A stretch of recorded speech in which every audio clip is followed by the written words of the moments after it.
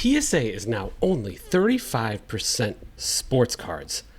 I saw some stats from GemRate yesterday that I'm going to share that blew my mind. I don't know why more people aren't talking about this. No one talked about it in the post. I did the math, okay? So you can see them right here. The total graded cards were about 2 million, and sports cards were about 730,000. That is 35%. What is the name of PSA? Professional Sports Authenticator. What are the other 2/3? Take a guess. TCG, and more specifically, Pokemon. Here's a chart on the Pokemon curve right here. Do you think this October number is sustainable?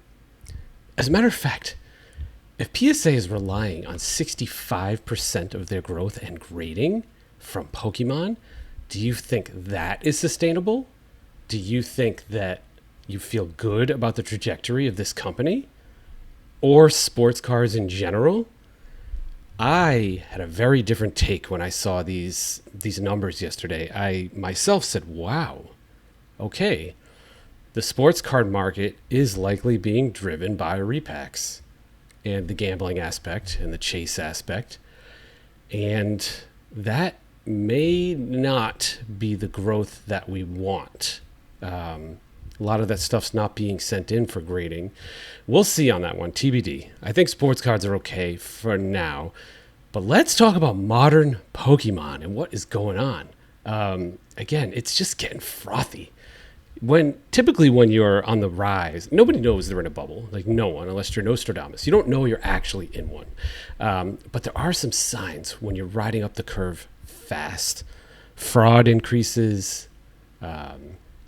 And by fraud, you could loosely equate that to things like violence at vending machines, violence at store restocks.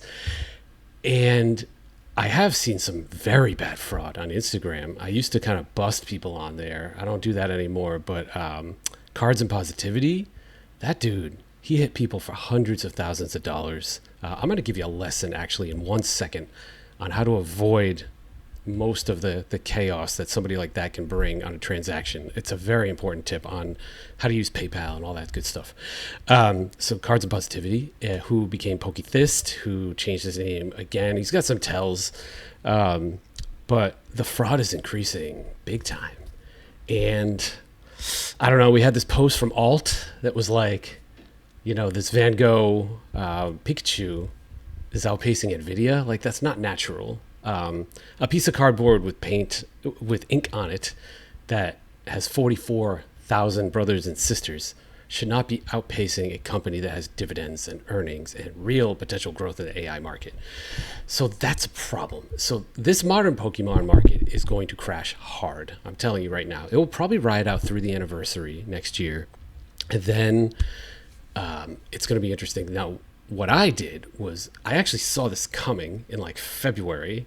I said, all right, cool. I'm not touching modern, but I decided to build the Shadowless, first edition base set in a PSA 9 or higher. I've got like 5 left. If anybody wants to help me out, I need like Beedrill and Farfetched and Raichu and a couple others. But I started to do that because like I just saw. I don't know. It's just, it was the price was too low. Most of the hollows that I bought in February have nearly doubled. It's like, that doesn't feel natural either, but it's vintage. They're not making it anymore. It's got the thick or thin stamp on it, and I'm good. And honestly, I'm keeping this set like for probably 20 years or something like that. So I don't care. But you should care if you're heavily invested in Pokemon. And wax, forget about wax. Like, I talk to the CT scanning guys all the time. They scan so much of it. It's very easy to see if it's Machamp or Charizard or Blastoise or whatever in a pack. Don't buy any old Pokemon wax. Don't hold any old Pokemon wax that is not where it's at. Don't do that. That is a huge risk associated with it. All right, I promised how to help you avoid the Pokethists of the world. What he does 2 strategies. One is He'll do $1,000 deal with you and it'll go great. And he'll do a $5,000 deal with you and it will go great. And then he'll do a $20,000 deal with you and it will not go great. And he loves to use chargebacks. So there's a couple ways to pay on PayPal. There's friends and family, which I recommend you literally only do with friends and family. Or maybe if you're transacting like in person, like you can actually grab the cards. But the other thing that you can do is, a chargeback. So you can say like, I didn't get the cards. So that's what he does. He does tons of chargebacks, and then he sends you fake PayPal emails.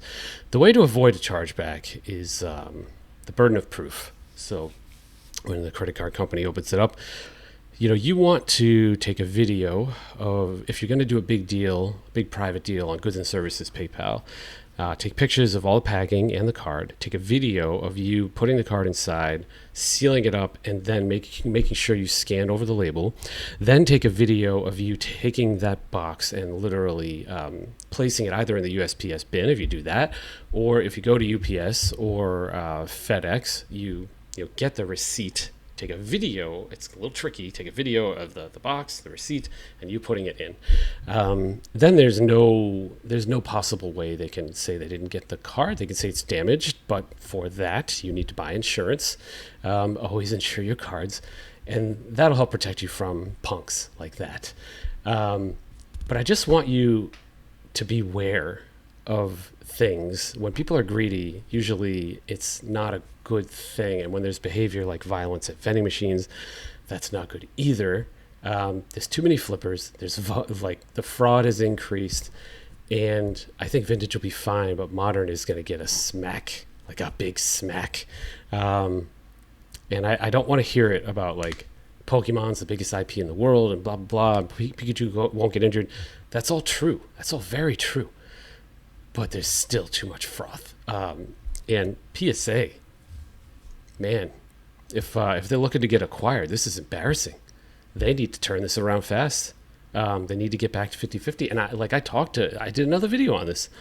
Talked to sports card shops. Some of them are 70-30 Pokemon now. It's wild. My son himself, he likes opening up Pokemon. He said the simplest reason is the cards are all fun. And it's easy to know what's a good card. Those are his two reasons. Which, that's kind of funny. If you open a pack of basketball, you're not always sure what a good card is. Zebra stripes or numbers or whatever. So watch out. This is a sign of something. Thanks, everyone.